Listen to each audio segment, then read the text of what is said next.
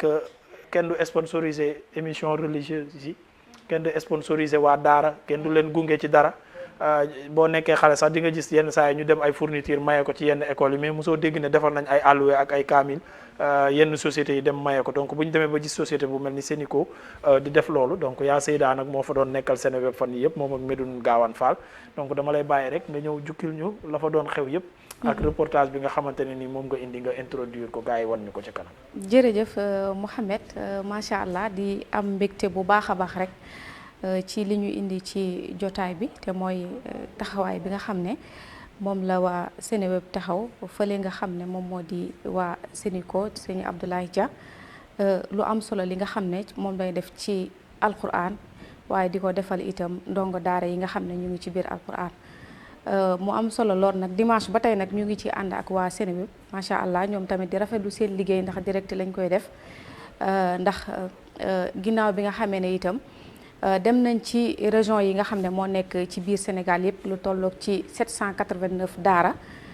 ba daal di cay tànn 44 yi nga xam ne ñoo ñëw fii ci Dakar macha allah ngir war a def jogante bu mag bi dimanche ba tey nag ñu ngi leen di topp ba macha allah démb la ñuy doog a noppi ci li nga xam ne moom moo di final bi prix bu mag bi nag ñu war koo joxe dimanche incha allah xam naa balaa ñuy dugg ci waxtaan bi gën a leeral rek millions yu bari yi nga xam ne moom la teralee alquran dañuy ànd ak waa régie su ko defee ñu daal di xool reportage bu am solo bi nga xam ne def nañ ci mbooleem ñi nga xam ne rek ñoo seq liggéey bi boo ànd nañ ak ñoom waxtaan ak ñoom niñ dundee li nga xam ne moom moo di concours bi ku ci mel ni ki secrétaire général bi macha allah ak ndongo daara yi ak ndey daara yi ak encadreur yi si nekk ak ñi nga xam ne noonu lañ tuddee bés bi moo di Cheikh Ibrahima Niass moom it seeti nañu waa këram ñu wax mbégte mi nga xam ne moom la ñu àndal ñu daal di seeti reportage bi dellu si waat incha allah.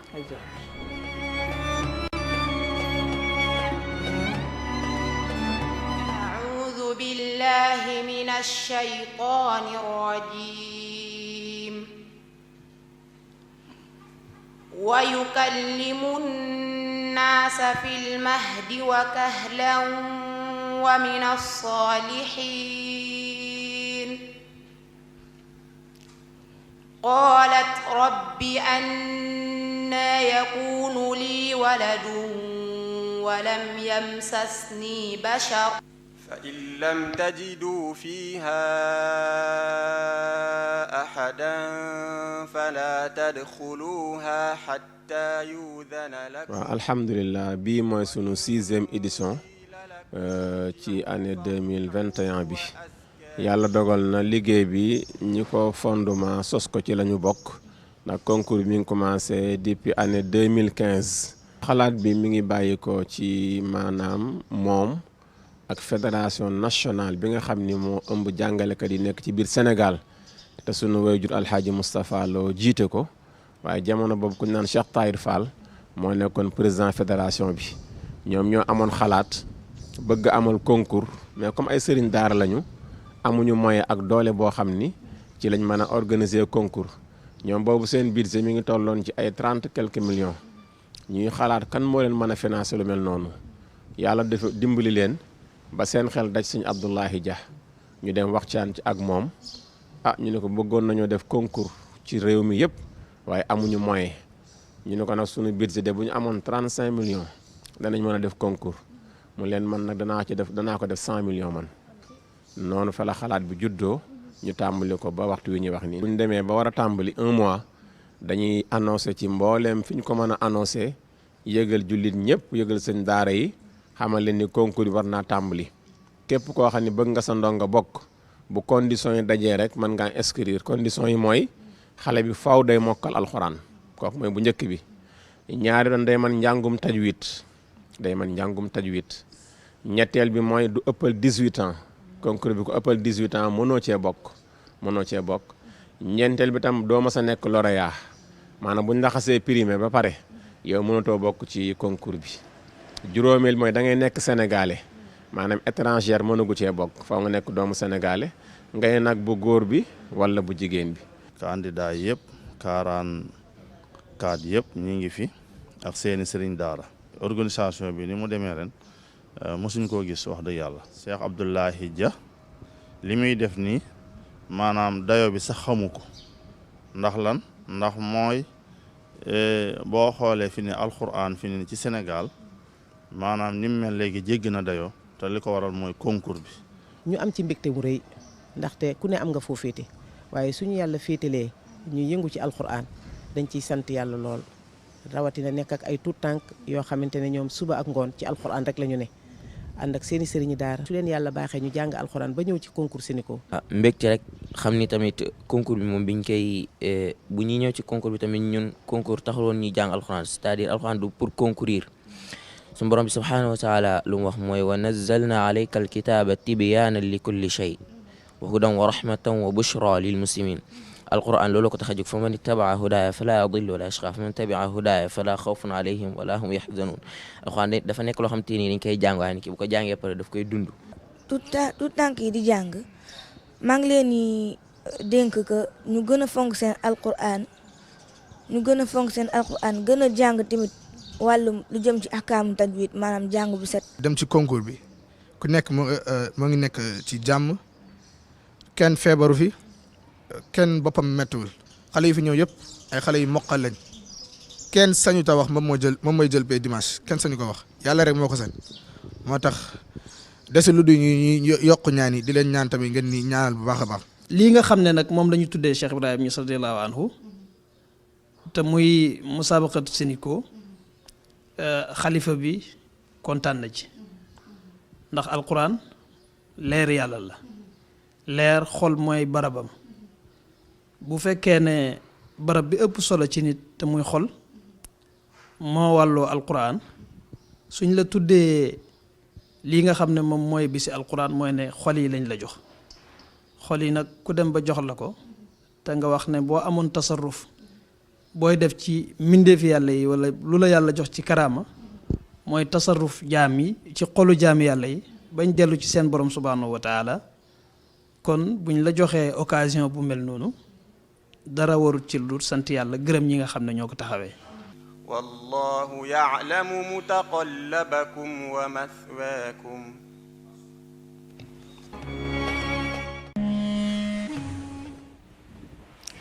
waa jërëjëf sëñ Mohamed mu ngi noonu ki nga xam ne moo njëkk a wax mu di Serigne Talla Diop moom mooy secrétaire généralu concours Quran bi mu tàmbalee ak léegi def naa ne ñu ngi ci juróom-benneelu concours boo nga xam ne chaque at mu nekk waa Sénico daal di koy def. keneen ki nga xam ne itam moo ci doon wax léegi dégg ngeen ko kàddoom yu am solo mu di Serigne Djili Mbaye moom mooy ki nga xam ne itam ci encadreur yi la bokk ñi nga xam ne ñoo encadré xale yi. ki ci topp itam moom moo di soxna Astou Ba itam moom moo jiite ndeyu daara yi nga xam ne ci région yëpp moom moo jiite ndeyu daara yi mi ngi bàyyeekoo ba defe naa su ma juumul côté Kébémer macha allah Charfoudine Mahmoud Yacine Sall moom tamit ci ndongo yi nga xam ne ñu ngi xaar ndax moo jël pee wala beneen moromam moo jël pee ci la bokk macha allah ndax bi ma paree sax maa ngi koy tooñ. ne ko ndax xalaat nga jël li nga xam ne moom moo di raw gàdd gi su ma ko jëlul tamit keneen ku ko jël alxuraan a ko jël ndax man alxuraan la sama moroom mi ma àndal tamit alxuraan la te itam sëñ Abdoulaye Seni maanaam dafa wax ne xale bi dafa wax ne daf leen mujj def benn famille parce que ñoom xalaat nañ su ëllëgee buñ jugee fii boo xam ne dañuy continuer projet yoo xam ne danañ mën a bokkaat nekk benn famille boo xam ne duñ tàqali ndax lu alxuraan boole du tàqali ko ndax alxuraan du kol crési du dara du singom du dara bu la xasee na ñàpp moom dootu daj nee na noonu lañ fas yéene continuer seeni projet incha allah même jigéen ñi tamit loolu lu mel noonu la ñu wax. keneen ki tamit moo di soxna Roqeetu Lum moom ndeysaan maa ngi koy laaj boo gañee naka ngay def sa yaay ngay jox wala sa papa di ko jéem a réerantal mu ne ma dama koy delloo sëriñ daara bi ndax lim def ci man mënuma ko fay dama koy delloo nu mu ko def baax na macha allah ñuy ay xale yoo xam ne itam wax dëgg yàlla daal ay xale lañ mais dañu yor daal ni ma koy mën a waxee sax alxuraan bi moo tax ñu nekk ay ñamu mag lañ koy macha allah ndax xel yu rafet la ñu yore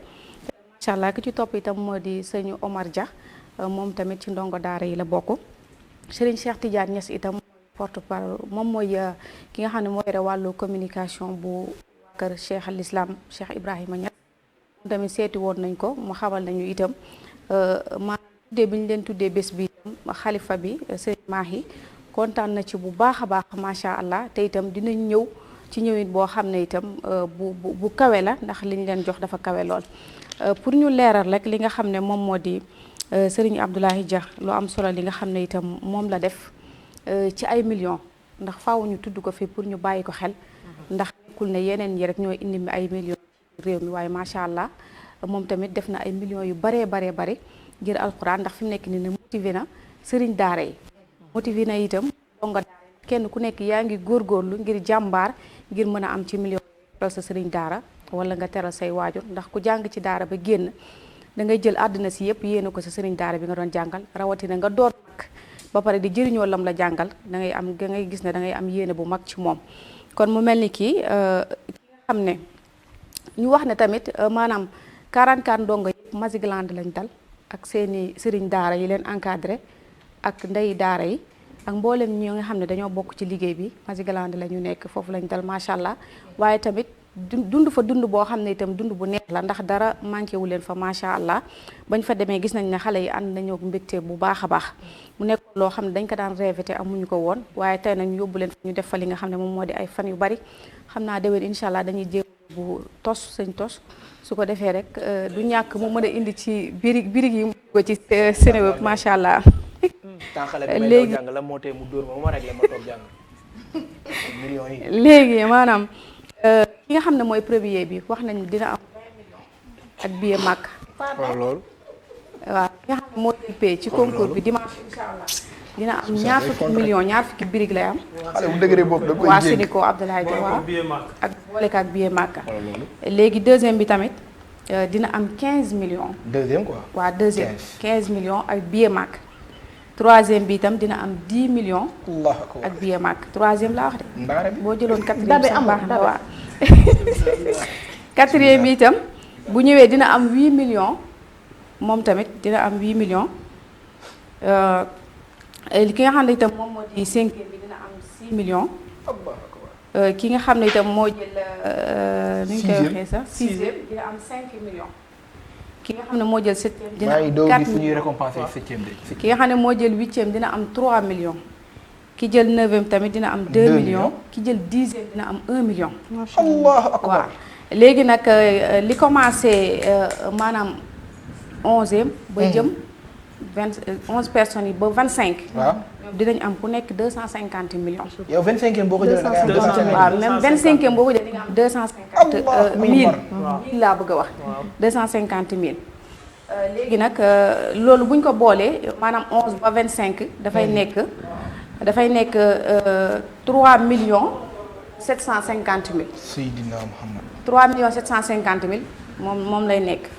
léegi nag ñi nga xam ne ñoo tàmbalee 26 ba 35 dinañ am ku nekk 200 mille. 35e bi day am 200 mille. 200 mille waaw. allahu akbar waaw léegi nag. ñu may jàmm yeggal léegi 36e bi ba 44 ku nekk dina am 150 mille kon maanaam amul pertement. kenn du perte. kenn du perte amul pertement. ki jël ndaare maanaam 44e bi. day am 150 mille. waaw dafay am 150 mille. allah akbar waaw léegi nag lépp li muy xam ne moom la joxe ci wàllu woowu bu ñu ko boole dafay nekk 92 millions. 92 millions yi nag bokkul ak hôtel bi nga xam ne fa lañ dal bokkul seen i lekk ak seen i naan ak li war ca bésu dimanche ba te xam ngeen ne final bi macha allah ni muy mel loolu lépp 92 millions yi bokk ci. xam naa ne sëñ Abdoulaye Dia sax bëggul sax ñu tudd ko. ndax ñun dem nañ ci concours bi ba mu jeex. te mënuñoo xàmmee kii mooy sëñ Abdoulaye Dia. te tout chaque jour mu ngi ci mbooloo mi. ndax gisuñu kenn ku gàddañee wër xëy na sax bu ko gàddañee waroon ñu gis ko waaye mu nekk nit koo xam ne itam ku oyof la. nit koo xam ne itam macha allah. dafa bëgg a bokk ci xayrukum man ta'allama al-Qur'an wa 'allamahu. kii gën ci yéen mooy ki jàngale alxuraan te di ko jàngale. te lii muy def jàngale alxuraan la. ndax sëriñ daara yi lu ñu mën ñu ngi koy def. ndax bëgg a bokk ci concours bi. ndongo yi tamit lu ñu mën ñu ngi koy def ndax bëgg a gañe li nga xam ne moom moo di prix bu mag bi. ngir teral seeni waajur wala teral sëriñ daara bi leen doon jàngal. dañ koy ñaanal bu baax a baax suñu borom boole ko ci inna nahnu nazzalna dhikra wa inna lahu lahafizun. suñu borom sàmmal ñu ko waaye boole ci itam waa Seneweb ndax ñoom tamit kenn du ñoom macha allah jël lañ matukaay yu baree bari chaque jour ñu ànd ci ak ñoom di ko direct tey bi ñu fi demee itam gis nañ ne ñi nga xam ne ñoo bokk ci liggéey bi yëpp rafetlu nañ waa Seneweb macha allah taxawaay bi nga xam ne moom lañ taxaw ci concours bi macha allah xam naa di sëñ Ahmed ñu sant leen bu baax a baax jaajëfal leen. man kañ damaa bëgg kilifa réagir gars yi réagir benn par benn. bismillah. Ndiogu Afia su nekkee mu ngi en ligne Omzito téyel ma ko parce que moom tamit lii bëgg naa mu wax ci. donc kilifa Sénico li mu def récompenser xale yi jàng ak daara sargal daara lu ñëpp doon jooy ci réew mi. waaw Serigne Ablaye Dia xam nga Serigne Ablaye Dia cas d'école la war a nekk. cas d'école c'est-à-dire lu ñu war saa su nekk di teg ci télé yi ak ci rajo yi di ko waxtaanee la ndax koo xamante ni alxuraanul karim bi nga xamante ni tey jii amul lu ko gën a màgg. au moment où de l'autre côté ñu ne dañuy fexe nu fi daara yu jógee moom muy fexe nu fi daara yi implanté woo nu fi daara yi sampoo. nu ñu amee noflaay. nu alxuraan siggee nu alxuraan continuer di gën a am ndam au moment où ñuy jël 150 millions di ko primer fecckat wala kuy def yëfi dof di snap di wane taatam moom mu ne alxuraan laay jël lu tolloog 250 millions pour màggal ko. kon kooku dafa war a nekk cas d'école. nit ñi dañ télé yeeg yi ngeen di def nii dañu war di fësal loolu. pour nit ñi xam ni leneen lu xale nekk ci lu dul alxuraan mu nga ca caaxaan. dëgg la. xale bu ku bàyyi sa doom mu nekk di mbandaka def yenn mu ngi la yaa ngi koy lakk mu ngi lay lakk. xale warul def lenn lu dul jàng. ca mam ca tollee muy alxuraan muy nasaraan mais xale dafa war a jàng surtout alxuraanu karim ndax mooy loo xamante ni bu nekkee sa dënn da ngay téye àdduna. benn langue dootul diis ci yow. bu jiitoo ki sa dënn doo koo tasa da nga koy xotti. kon ku mel noonu dañu war di ko fësal di ko màggal. li muy def dañu war di ko fësal di ko màggal. et puis mu koy def ci manière bi nga xamante ni effectivement nit la boo xamante ni peut-être récemment sax la nit ñi commencé gis photom ci problème bi ko opposé woon ak waa cité Darou Salam extension muy problème litige foncier. effectivement mu am 27 hectares titre foncier am ay doomu sénégalais ay sénégalais yu occupé les 5 hectares mu nekk coow ñu ci yéeg justice pendant 2 ans bi yàlla defee ma ñëw bokk ca dugg ca dem toog waxtaan ak moom c'était la première fois damay abrégé jour boobu laay soog a gis nit dama ko wax ne ko su ma jokkul woon ci Serigne Abdou Karim Mbacke borom Makarimal Akhlaq ma di sañ naa la def wasit ndax ku bëgg yàllaa ngi noonu ku ragal yàllaa ngi noonu ku bëgg jàppale doomu aadama mu ne ma kilifa néegu xorondong sax sañu ma ko toog ci waxatuma la fa ay nit dëkk xalaatuma ko bi ñu demee ba waxtaan ba war a toog pour mu waxtaan ak population yi jour boobu laa gis kuy maye d'une valeur de 3 milliards di ko accompagner ak ay jooy yi sëñ bi lan ngay jooy mu ne 2 ans yi nga xamante ni 245 familles yi yeewoo foofu nekk nañ ci njàqare xamuñ ndax dañ leen di dëgër piir wala duñ leen dëgër piir 2 ans ñu nekk ci njàqare looloo ma jooyloo te muy nekk loo xamante ni man mën nañ ne ci man la jóge wallahi lazimu karim dëgg la gis nga kooku duñ yem ca loolu sénégalais yi ci seen bopp ñoo war a def li ñuy wooyee le patriotisme économique parce que kooku mooy doomu sénégalais boo xamante ni lépp li muy am ci chiffre d'affaires mu ngi koy séddoowaat ak sénégalais yi il fait actuellement plus de 500 employés te fayantuwu leen ku ci nekk daf lay fay ba nga gis sa bopp musu leen dégg les travailleurs de Sénico en grève musu leen dégg ci ñaxtu parce que dafa xam àq ak yelleef parce que léppam ci alxuraan la ko teg donc sénégalais yi ci seen bopp ñoo war a xooli les produits de Sénico di jàppale ki nga xamante ni moo nekk ci seen wet di jàppale ki nga xamante ni tey jii Sénégal boo ko waxee wax alxuraan kon kuy jàppale alxuraan kooku dañ ko war a dooleel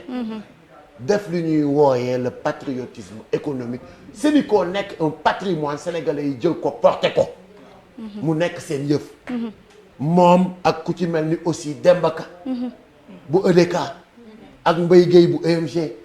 sénégalais yi nga xamante ni aujourd'hui vraiment ñu ngi participer sur le développement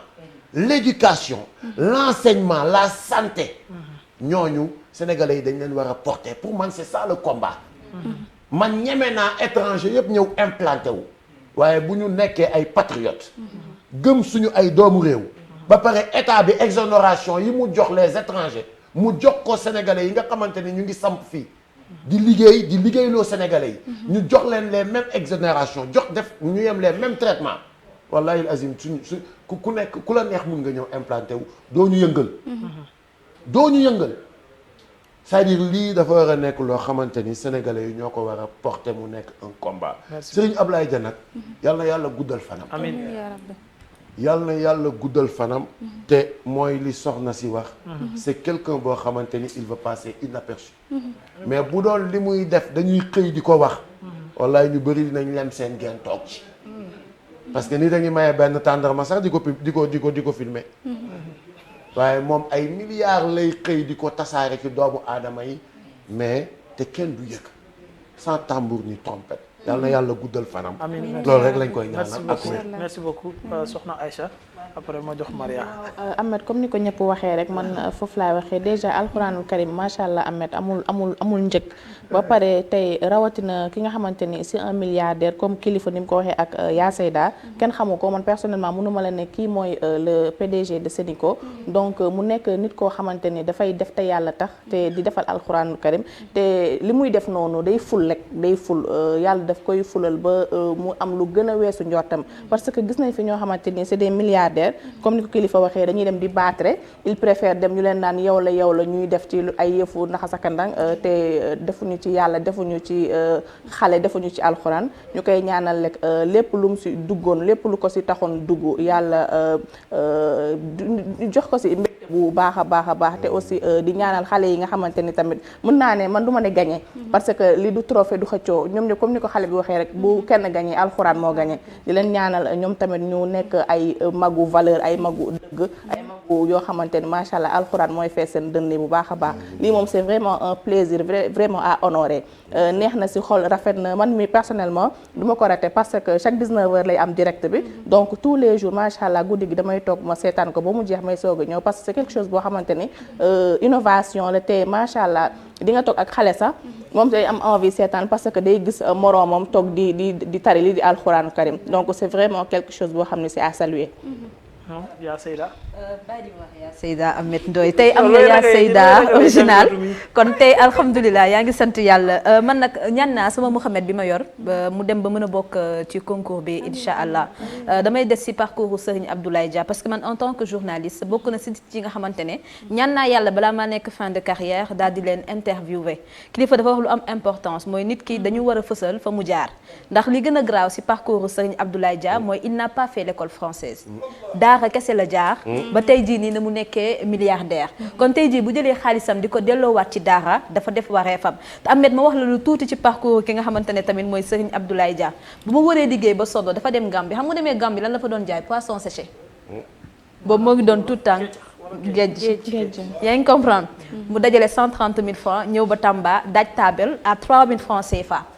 di ko dajale ba tey jii nii mu nekk ay milliards kon da ngay faral di gis yenn saa yi nit daal di dem ba am fàtte démbam fàtte fa mu jógee fàtte jaar-jaaram te looloo tax xaalisam du ko mën a delloowaat ci doomu aadama waaye ki nga xamante ne mooy sëñ Abdoulaye Dia fàttewul fa mu jógee moo di daara fàttewul tamit moment yi nga xamante ne dund na ko si difficulté daal di nekk nit koo xamante ne da nga dem beneen dëkk gisoo mbokk maanaam mbokk waliyaani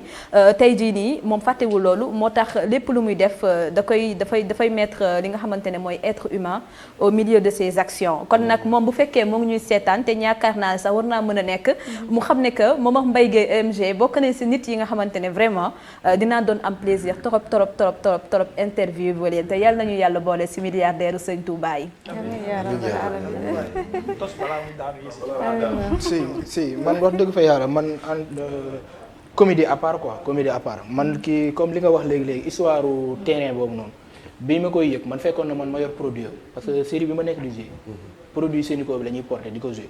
mais bi ma koy seetaan bi may seetaan histoire parce que fan yooyu juste une semaine avant loolu dafa amoon ay nit yu ñu génne woon te ñu doon génn ci mbedd mi doon jooy ñaari histoire yi dafa coïncider wu léegi moom ci la génnee ne bàyyi na lépp mu sedd man boobu bi ma koy seetaan man sama yaay ñoo toog man ko kii man ñun ñoo yor produit am di ko jouer nii wala aji man boog façon la boo xamante ne man comme ni nga ko waxee sénégalais yëpp dañ ko war a récompenser man li ma wax sama yaay mooy wallaay aji lu ma doon jouer benn ci séréem bi naa ci def fukk ba mu gën a neex parce que kii dañ ko war a dégg kii dañ ko war a fay parce que kii li mu def nii kenn mënu ko fay parce que comme ni mu ko waxee rek ñooñu noonu nekkoon nañ ci tiis boo xamante ni ci ay guddi yu bët setagul te ñu gis seen i morom yu ñu génne yu taxaw ci mbedd di jooy te mujjul fenn te moom mu pare ne bàyyi na lépp te yaakaar naa sax bi ñu demee ba ci yoon moom moo mujjoon gagné procès mu bàyyi lépp ba pare baale daa gagné ba pare doo ko baale xam nga loolu mooy baale te moom dafa am lu mu comprendre parce que Sénégal dañuy taxaw à chaque fois naan nañ leen jëmal agriculture bi nañ leen jëmal lii te sénégalais leen dafa nekk ci moom feeg nit ki li muy def ñeewuñu ko ci nit métier boobu duñ ko mës a bëgg tey jii baykat yi feeg ñeewuñu leen duñ mës a bëgg bay jàngkatu alxuraan yi boo yi nii 20 millions yi ñu yor nii ak 15 millions yi feeg ñeewuñu leen ci loolu sama génération yow dama dof sama génération bi duñ mës a dem duñu sawar a dem jàngi moom loolu da ko comprendre nekkul fii rek di wax naan ay nañ leen wane léegi ñi koy def lay jëmal ba ku leen gis ñee leen tey ñu mën a dugg ci loolu tu as tout à fait compris parce que Ahmed paa bi dafa am ñaari doom mu koy lépp booy bi ñu amee 17 ans. lépp wala réalité. booy bi ñu amee 17 ans. mais da ngay wax léeboon de kilifa. booy bi ñu amee 17 ans yooyu la leen bàyyi ne leen ku ci nekk na dem bay waaram après ngeen dellu si léegi ñaari booy yi dem ba am 28 ans lañ ñibbi si waat ci kër gi. essayer à comprendre bi ñu yegg seen ndeysaan mu ne kenn ki yow loo indaale kenn ki ne ko alxuraan. paa bi kontaan bay jooy. waa koñ bi yëpp na tekk mu ne booy bi yëkkati jukki yi di tari lu rëy. keneen ki yow la. mu naan ko taril ci kaw. yow da nga maa sagal da nga maa siggil. da nga maa texeel. waa koñ bi yëpp dinañ xam ne man sama doom nekkul ci ay caaxaan. booy bi di tari mu ne ko bul mës a arrêté yow taril rek. booy bi jógee Bakara. bul noppeeti jëm naa fi. booy bi di tari koñ bi yëpp na tekk ñëpp naan koy tari ñu naan doomu Pàccam bi la. mu siggil papaam Pàccam la tuddoon mu siggil papaam. mu ne ki ci def loo indi booy bi ne yóot maletu xaalis bi. ibbi commencé compter liaas yi. mu ne kii taril rek yow taril rek kooku di tari booy bee ñu ne booy bi war a compter génne naan 100 200 300 kii taree ngi tari rek 400. jékki-jékki paa bi ne kii taril ndànk balaa ngaa jumloo kii taril ndànk sinon kii day jum ci xaalis te li mu compté dafa am solo nga xam ne ñun gëmuñu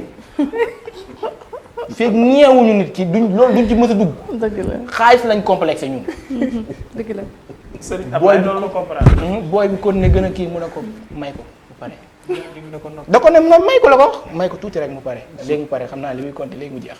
soobee yàlla may ko tuuti rek kee ba léegi tareetul kii compter continuer ba léegi di compter nga xam ne ñun kon xaalis lañ bëgg mais bëgguñu alxuraan sëñ Abdoulaye moom loolu da ko comprendre jël na booy tuur leen xaalis bu dul jeex te li mu mën ren déwén dina mën lu ko ëpp sëñ Abdoulaye tamit da ngaa war di génn ñu lay xam parce que booy ni ñu yoree alxuraan di jëmal seeni ko bi am ñeneen ñu nekk ci beneen côté bi di jëmal seeni ko bi yàlla waaw lu mu tëgg rax ci borom wala musuma voilà ci ay discours comme niñ ko waxee rek depuis tout à l'heure vraiment nekk na loo xam ne sagu Sénégal la aussi sagu alxuraan la sagu sëriñ daara yi la aussi parce que tout le temps ndeysaan da nga leen di gis ñuy réclamer di kaas ba da ngay dem ba sax yow tu te poses la question est-ce que sa jar na ñuy kaas parce que ci li ñu nekk mooy dëgg donc boo nekkee ci dëgg jartul ngay kaas mais li leen di kaas loo mooy bu ñu toogee ci wet gis ay xale yoo xam ne dañ leen di jàngaloo fecc ku dàq fecc am lii am na ci xale boo xam ne ci benn du ma sax jaadal koo xam ne ci seen petit gàll la génnee woon gis nañ ko ces temps yi tur bu sell bi mu am boo xoolee image yi nga xam ne moom lay wane ca bitim réew mu tudd Maam Jaara man saa mu ko xoolee gis ko ci internet bi damay am lu ma metti mais loolu lépp fi mu tàmbalee mooy ca ña nga xam ne ñoo initié boobu les programme di ay par exemple seen petit gàlle ba xale boobu dem tey jii ba jàppee boppam beneen nit bu dul sénégalais ba jàppee beneen nit boo xam ne maa day taali quoi tey jii nii xale yi nga xam ne ñu ngi leen di récompenser déjà récompenser nañ leen parce que même ki nga xam ne moo jël ndàdde sax dina am récompense donc tey jii nii man sama doomu Maria ak keneen tey jii nii ñun ñëpp bëgg nañ suñuy doom ba xam ne bu ñuy fës ñu fës yi ci mbir yu mel nii parce que tamit sénégalais dafa war di jàppale sénégalais yi comme li politique wax mooy patriotisme le patriotisme économique il faut que ñu koy jëmal di teewal suñu ay produits bañ di jéggaani feneen keneen ku ñëw yow la rek mais ñun ñu teewal ñi nga xam ne ñoo ngi suñu ay produits lu ci mel ni Sénico parce que millions yi nga xam ne moom la génnee pour teg ko ci loxoy xale yi teg na ko ci seen loxoy sëriñ daara teg na ko ci seen loxoy wayjur donc c'est à encourager aussi tamit di leen féliciter vraiment yàlla na yàlla def ci jàmm sëñ Abdoulaye aussi tamit yàlla taxaw ko parce que bi ma gisee li nga xam ne moom moo amoon ci digganteem ak borom kër yooyu noonu ba nga dox ci lu am solo man dama am benn ouf de soulagement aussi tamit tamit dama fiyeroon ci yow fier ci moom fier ci ñi nga xam ne aussi tamit ñoo nekkoon lépp autour de tout ça donc ñu ngi koy jaajëfe bu baax a baax di ñaanalaat xale yi yàlla sàmm leen bu baax a baax ba ñoom bu ñu màggee ñu leen di boole ci ñi nga xam ñoo di intellectuel yi nekk ci réew mi. merci beaucoup ma jox aji avant Babacar. waaw li ma si yokk mooy ku teral alxuraan yàlla teral la fu ñu laajtee 35 millions nga joxe fa 100 xam nga ni boobu borom bi teg na la loxo nga suturaal nit amaana da lay gën a suturaal xanaa di ko ñaanal loolu rek man loolu laa ko mënal comme li Aïcha wax sànq nekk na nit boo xamante ne kenn xamu ko man mënuma leen ne mooy kii di ko ñaanal li mu def ci daara ji yàlla suturaal ko fay ko ci ni mu ko bëggee moo ko xam lépp lu muy mbébét yàlla teg ci loxo ba nga la nga xamante ne li mu yéenee nit yi tamit dina ko yomb mu defal ko man daal loolu laa am lu ma ci yokk. merci beaucoup Adji bëggoon naa ngeen xoolal ma Ndiogou Afia parce que bëgg naa dégg kàddoom ci lii nii parce que moom it comme ndongo la bëgg naa vraiment dégg kàddoom ci lii Babacar. ku dul rafetlu rek day fekk ne sa gis-gis ak sa xel moo nekk loo xam ne lu gàtt la. man histoire comme ni ko ñëpp waxee man xaw ma ko woon seeni ko dama ko daan dégg mais jour bu ma déggee histoire am kilifa ak liñ ci dox ba waaj a changé waat abi ci sa façon boobu man jour boobu suñ kër la ma fekk may seetaan journal ni ma gis ko mu nekk loo xamante ni lu ma marqué woon la ci àdduna mais tey aussi li ñuy wax lenn kese la mooy delloowaat ko njukkal. parce que ñun Sénégalais ñoo war a xëy di ko ñaanal saa su nekk ñun ñoo ko war a delloo njukkul mais di ko jaajëfal aussi ci ponk ak taxawaay bi nga xamante ni am na ko parce que non seulement taxawu ay ndaw rek loolu da di maanaam cër boo xamante ni delloo nga ko waat sa askan mais bokk ci aussi li nga xam ne moo di alxuraan nga koy jëmal waaye di jàppale ñi nga xamante ni ñu ngi nekk ci te Sénégal pour ñu wax ko ñu bañ koo wax gis nga sëriñ daara yi dañoo sonn dañoo bëgg ku leen taxawu te dañoo bëgg aussi ku leen dimbali mais tamit gàcce ngaalaama Salam Fall bu Sénégal kenn du moom Salam Fall xam nga du ma wax parce que peut-être nit ñu bëree bëri umpale nañ ko mais gis nga immunité bi ñuy wax jëmale ko ci jëmm ji moom tamit kenn ku ci nekk mënuñu ko ñàkk a teg ci moom aussi immunité bu mel noonu mu ngi ci Salam Fall bu Sénégal yàlla na ko suñu borom dolli kattan mais dolli ko aussi lépp lu mu bëgg ci àdduna ak këram gi ba lépp loo xamante ne ci wàllu mépp déggoo li ma la wax lii may yar nii samay bëñ amul woon ay bëñ man dem déggoo li ma la wax man day taxaw man ak moom ñiy waxtaan mu ne man loolu lii nangam ak nangam bi faaw nga def ko c'est pour dire carrément que ni Sénégal am na nit ñoo xamante ni am na feneen fu ñu leen war a mën a teg comme ni nga ko waxee jàppale boobu aussi ñu gën leen ko jox gën leen jëmal mais tamit gëdd bi nga xam ne ni effectivement mais xaale ma jëli Ndiogou Afia ñëwaat donc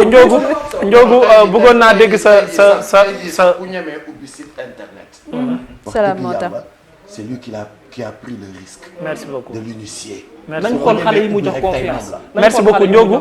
maa ngi lay nuyu di la ziar bëggoon naa nag balaa sax ñuy jàmm sante lii nga xam ne Sénico moom la def ci daara defal ko alxuraan ma dégg ci sa réaction Mita aussi bu ko neexee mu réagir donte mënul sax abajada mais ku mu neex nga réagir ci li nga xam ne moom la Sénico def tey. yaa ngi tooñ Mita Ahmed Ndoye. waaw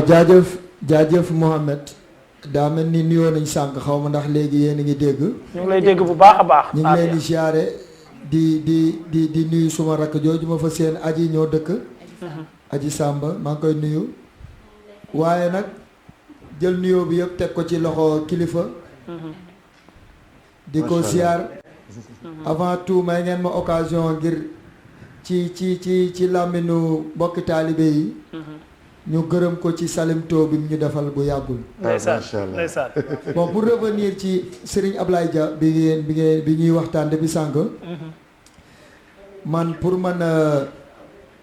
ñuy bon dañu war a wàññi débat ak wax ñuy def ay acte. parce que ñu taxaw naan moom Ablaye Dia Sénico jàmbaar la di wax ku ci nekk xam nga. baax na mais ñu jóg def parce que pour man war nañ koo créer staff boo xam ne Sénégal ñoo koy def. benn staff bi nekk ay jullit kase yu jëlal seen bopp engagement. parce que comme ñun ñu jëlalee suñu bopp engagement pour développer yoonu Mouride wala développer yoonu Layène wala mais en tant que jullit ñu def staff national boo xam ne jullit yëpp dañ ciy participer. ñu accompagner ko. c'est vrai que moom dafa nekk di suqat liñ naan diine. voilà léegi ñu def beneen staff boo xam ne ñëpp ciy nekk ñiy jullit ak ñi dul jullit ngir accompagner ko ci côté emploi yi muy def. waaw ngir mu gën a dem ci kanam. mais beneen bi suñu nguur yi dañuy bàyyi ba jàmbaar dëddu ñu koy tudd di def ay deuil national pour man ku su mel ni Serigne Ablaye Dia war nañ mën a xool place bu mag tuddee ko ko.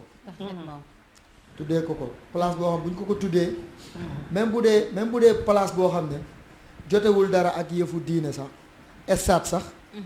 garaawul na nekk rek foo xam ne ñëpp dinañ ci bàyyi xel parce que tamit diine pour man ñi ko yor mi ngi mel ni rek ñu yor ay lekku pitax dañuy ñëw ootal pour ñëpp dugg ci kaafu texe nga xam ne léegi buñ ko tuddee benn affaire bu mag ñëpp dañ naan kuy kooku léegi buñ nee kuy kooku xam nga ñu bari duñ la wax ay kii mooy papaam kii mooy maamam yaa ngi dégg depuis sàng waxuñ ko fi kon waxu alxuraan lañ lay wax déjà kon boo duggee rek da ngay xuus ci xam-xam beneen bi it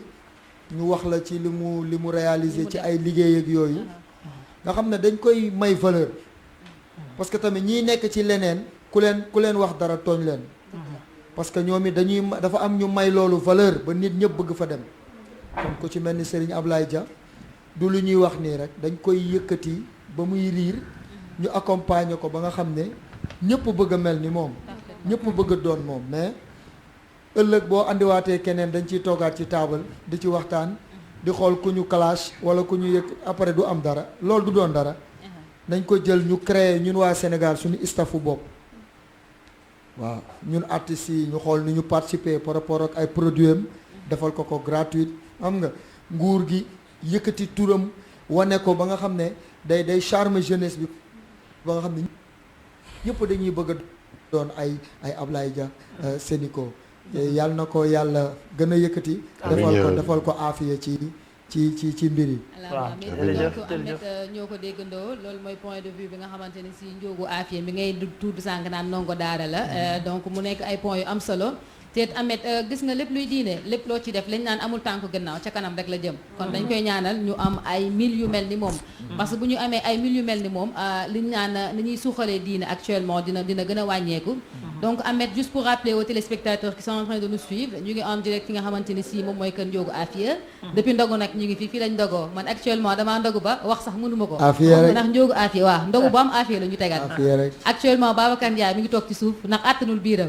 donc dama lay joxaat antenne bi rek Ameth bu ñuy def benn tour de table ngeen def ko ak Ndiogou Afia mu ngi nii daal Afia rek laa fi nekkee actuellement waaw merci beaucoup dama bëgg ñu téye leen en repérage ma joxaale yaa Seyda mu tëjaale reportage u Sénico bi man j'en profitant li ngeen fi wax yëpp kenn mënul wax lu ni ëpp wala lu ko yées parce que daanaka da ngeen wax lépp woddu wax ci juste sànq li aji wax moo gën a attirer sama attention ci reportage bi mooy dañoo am projet oustaz yi loolu la ñu wax dem jébbal ko ne ko budget bi 35 millions la mu ne yokku naa ko ba 100 millions fi gars yi da nga leen di yóbbul projet ci lu baax ñuy xool ñoom lañ ci am ci visibilité wala nuñ koy wàññeeku wala nuñ koy dogodee moom projet ba budget ba ñuy jagleel alxuraan da koo xeeb yokk ko ca kaw a kaw loolu c'est quelque chose dafa doon loo xam ne dañ ko war a saluer beneen bi kilifa tey rek laa mës a dégg mu wax lu ma naqari waxul dëgg sénégalais yi tey rek laa ko mës a dégg boo naan sénégalais yi nañ dem jàppale ko day mel ni moom daa soxla ndimbal maanaam ñun fi mu toll nii ñoo ñàkk a texe ndax defuñu dara ci alxuraan gis ku ciy def nañ dem dimbali suñ bopp c'est-à-dire dem di jënd produit Sénégal fi mu toll nii mooy dimbali sa bopp yow parce que sama classe gi mënuñoo jàng alxuraan mënuñoo fay kuy jàng alxuraan mënuñoo dem ci wàcce kaa bi gis ku ñu koy fayal te dañuy naan meew dañuy naan leneen ak leneen waa léegi naa dem jëndi produit Sénico pour sax ma am yoolu kuy def ci alxuraan bénéfice ba muy am ci sama ñaar fukk yi def ko ci alxuraan ma am yoolu ma dimbali sama bopp dimbali sama njaboot ñuy naan meew moo xamante ne nii la jeexintal la ca alxuraan lay dem ndax comme aw ma yaqiinu ak ngëm yàlla àdduna moo ma gënal lépp ci yeneen écoles yi rek laa leen di yóbbu bu ma jëndee meew mi nga xamante ne nii saa waay ka koy def ca alxuraan la koy def au moins sax am toqantalu alxuraan bu romb seen dënn sax buñ naanee meew mi donc ñu góorgóorlu ci loolu dimbali suñu bopp dem ci li nga xamante ne nii nag moom mooy comme ni ko kilifa waxee ñu am patriotisme économique jàppale ki nga xamante ne nii moom mooy suñu bopp dem ci produit Sénico yi man loolu laa ci bëggoon a rajouter quoi macha allah am na solo comme ni ngeen ko waxee rek yaakaar naa duñ fi wax leneen lu gën a am solo liñ fi wax waaye itam gis nañ ne itam bi ñu demee ñi nga xam ne ñoo jël kàddu ñëpp seedeel nañ ko ak dëggoom maanaam nit koo xam ne ni ku dëggu la fu ko dëgg fekk itam foofu la koy bàyyi am na sëriñ daara boo xam ne sax ci biir film bi mi ngi naan moom dootu ñibbeeti ndax nee na ba mu dalee jàngale daara ba tey maanaam mbégte mu mel nii mosu koo am ci lekk ak naan waaye jasneer kenn mosu ko koo solal te jasneer lañ leen xottil ñoom sëriñ daara yëpp ndongo daara itam jasneer lañ leen xottil macha allah. mu nekk loo xam ne itam lu leen neex la kilifa nag maa ngi ko doon bëgg a sant bu baax a baax macha allah ndax bi ma doon seetaan vidéo yi sànq rek maa ngi gis reportage bu am solo boo xam ne def nañ ko ci bi nga xamee ne jamono bi nga xamee ne ci la ñu wax affaire kër yooyu moom mu def ci taxawaay bu am solo boo xam ne jullit loolu la mënal moroomam macha allah. waaye nag Serigne Abdoulaye Dia ku am alquran doo xëccoo kër doo xëccoo oto doo xëccoo lenni àddina ndax alquran la am. dama leen nettali lu am solo bi ma nekkee xale maa ngi defe naa juróom-ñetti at yooyu jàpp juróom-ñeent dama doon jàng fajar comme suñ kër sondeel lañ doon taal may jàng fajar su ma mokkalul du ma mën a nelaw ñëpp tëdd nañ man ma toog di jàng ndekete ni ma toog di jàng sama sër bi jàpp na ci sondeel bi te maa ngi téere bi di jàng yëguma ko bi ma jugee nag fekk ne jàpp na lu bari te maa ngi takk sër bi ci ginnaaw ba kenn mënu ko tekki le temps que ma yuuxu daanaka sër bi tàkk na ci sama kaw ba jeex mais li ma yuuxu yëpp maa ngi téere alxuraan bi mais ku ñëw di ma xool da nga yéemu ci yàlla dara ci man lakkul téere bi ma yor lakkul dara sama yaram dara lakku ci sama papa daf ma xool ba jeexal ma tàkk daal di ne ma yow de bu yóbboo nga takkoo ak alxuraan ndax alxuraan mooy sa wàll bu du woon ak téere yàlla bii nga téye moom kenn waxatu ko te suñ kër dañ daan rooti guddi gi jot na benn ndox nekku fa sër bi dafa tàkk ba yam ci fasukaay bi mu yem fa te dara lakkul ci man maa ngi ko fekke nii dara lakkul ci man moo tax nag ba gëm ne alxuraan mooy lépp mooy dimbale nit àddina mooy dimbale nit àllaaxira sëñ Abdoulaye Dia nag loolu la gëm moo tax macha allah comme ni nga ko waxee rek wootewul ngir ñu dimbale ko waaye ñun ñoo war a dem dimbale suñu bopp effectivement il a waaw raison ñun ñoo war a dem dimbale suñu bopp te li nga xam ne moom lay jël di ko def ci alquran di ko delloo loolu lu sell la ci li muy liggéey te jullit bi dafa war a lekk lu sell dafa war a naan lu sell loolu moo tax ñu war a dem dimbale suñu bopp ndax buñ ko dimbalee alquran lañ dimbale ndax moom comprendre lan mooy téere yàlla bi nga xam ne moo ñu génnee ci lëndëm dugal ñu ci leer te mooy Seydina Muhammad sallallahu alayhi wa sallam kon ku bëgg yonent bi war a jàppale Serigne Abdoulaye Dia li ñuy def nag du publicité macha allah waaye nag dañuy ay jullit te wax dëgg yàlla Seneweb bu jugee dem jàpp ci li nga xam ne moom moo di liggéey bi li war rek mooy gën a ñaaxaat li nga xam ne ñoom ñoo di jullit ñi ñu amaat taxawaay bu mag ci alxuraan ndax am na ci sax benn naar boo xam ne ñëw na nee na alxuraan nekkul fenn ci àddina fu dul Sénégal parce que li mu gis xale yi di ko tari gisu ko fenn ci àddina bi te xale yi fu ne lañ leen di jukkilee ci kaamil bi te fuñ leen laal ñu dem te ku toog rek da nga naan kii tey mooy gañe boo doon fenkee concours bi da ngay jooy ba sonn ku toog da nga naan kii mooy gañe ndax ak kaamil bi ni mu toll baqara ba naasi fu ñu leen jukkil ñu dem te duñ bàyyi xaraf duñ bàyyi aaya duñ bàyyi leen te ci ay xale yu ndaw yoo xam ne maanaam kii bi 18 ans la yam maanaam li gën a moyen 18 ans rek ñoom ñoo fa nekk xam ne alxuraan ak ni mu diisee bu ko xale solee ci dënnam ba mu fees yow nga ñëw teral ko wax dëgg yàlla nañ leen dimbale suñu bopp ndax bu ëllëgee ñu mën a am suñu jotaay bii biir aljana insha allah Mouhamed maa ngi jéggalu bu baax a baax ci guddal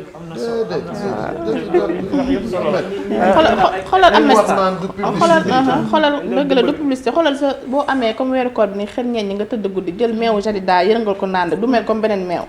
si saa si day sell waaw c'est-à-dire gis nga wagon bay jëm ca yàlla ku ca dugg yegg ci yàlla dëgg la koo xamante ni dafa ne maa ngi jëm ci yàlla jug na jiitu dawal rek topp ci ginnaaw lan nga ci ginnaaw donc nit ñi am li nga wax dëgg la nañ dimbali suñu bopp dëgg la parce que salaam ak yéen ñii di liggéey Seneweb da ngeen bëgg lu baax dëgg la du ngeen gis initiative bu nu mel te du ngeen ca barkelu dëgg la ndax tey jii nii bu te salaam man xam naa ko su munoon a su peut-être bu yoroon les moyens comme Serigne Abdoulaye Dia dina def loolu ci alxuraan kon mu yor li nga xamante ni mooy instrument bii mu yor war a fësal lu baax nit ñaa ngi yor ay instrument di ci fësal lu bon di yow nga yor instrument di ci fësal yàlla loolu kay da ngeen war a fay sax Serigne Abdoulaye Dia macha allah wax dëgg yàlla gañe c'est da ngeen yéen a gañe da ngeen ciy gañe fekk fu ngeen fekk lu baax fësal leen ko ba sénégalais yi jot ci parce que foofu la ñu toll tey jii nii concours fësal lu bon la bu leen yàlla dimbalee day leen ngeen di fësal lu baax loolu tawfeex la wallaay tawfiq. jërëjëf di gërëm bu baax a baax yaa Seyda maa ngi lay jaajëfal bu baax a baax di la bàyyi rek nga tàggatoog mbokk jullit yi ñu daal di accueillir Absa Anne parce que moom moo war a ñëw aussi dem ci li nga xamante ne nii beneen ay yeneen nit la yoo xamante ni dañuy woor di sonn di nekk ci naaj bi di liggéey te seen loxo jotul seen ginnaaw donc Absa chaque jour day dem ànd ak ñoom yendoondoog ñoom ci seen koor ba heure ndogu muy ñu tulpee ko ñun Ramadan 2 donc dama lay bàyyi rek nga tàggatoog mbokk jullit yi ñu daal di accueillir ki nga xam ne mooy Absa Anne. jërëjëf Mouhamed kontaan naa torop macha allah ci jotaay bi kontaan naa torop itam ci liggéey bi nga xam ne Seneweb mi ngi koy def ni ñu koy tëralee. lépp rek nekk diine wax dëgg yàlla boo fi ñëwee suba ba ngoon li nga fiy dund moom moo diine keroog dama invité Seyda Ami Dia. mu ñëw waxtaanee lu am solo muy dem mu ne damaa bëgg julli visite bi ci biti Lamine abal ko si jaada mu julli ba pare mu ne. Seneweb de xaw ma lan moo fi gën a neex waaye man li ma fi gën a neex mooy si jaada biñ ma aal ma julli ndax bi ma rukoowee bëgguma sigiwaat ndax xeetu parfum bi ci nekk kon respecté ngeen suñu borom ndax léeg-léeg nga dem barab bëgg a julli sax pour nga am si jaada problème la te loolu wax dëgg yàlla ñi ngeen koy respecté neex nañu torop kon ñi ngi sant ñëpp di jaajëfal ñëpp di sant itam mboolem mbokk yi nga xam ne ñooñu la ñu àndal ci liggéey bi ñi ci régie bi macha allah ñoo gën a sonn ñu ngi leen di sant baax di leen jaajëfal Médoune tamit ñu ngi koy sant ndax moom la ñuy àndal itam ci concours bi macha allah ci liggéey bi mu sawar ci lool wax dëgg yàlla ñu ngi koy sant bu baax a baax di ko jaajëfal dawaayam boobu xel kese la alxuraan jee tax mu ñore xoolal tur bi rek gaawaan defal ñu jàmmi àddina jàmmi àllaaxira di ko ñaan defal ñu def jàmm ci àddina si yëpp def jàmm ci réewum Sénégal waaye def jàmm itam fii ci biir kër gi di Seneweb di ñaan suñu borom dugal ñu ci gaalu mucc guy daw ci géej gi xéewal ci barakat Seydina Muhammad sallallahu alayhi wa sallam. jërëjëf yaa Seyda yaa Seyda Ayca mën nañu dàq Oustaz Sall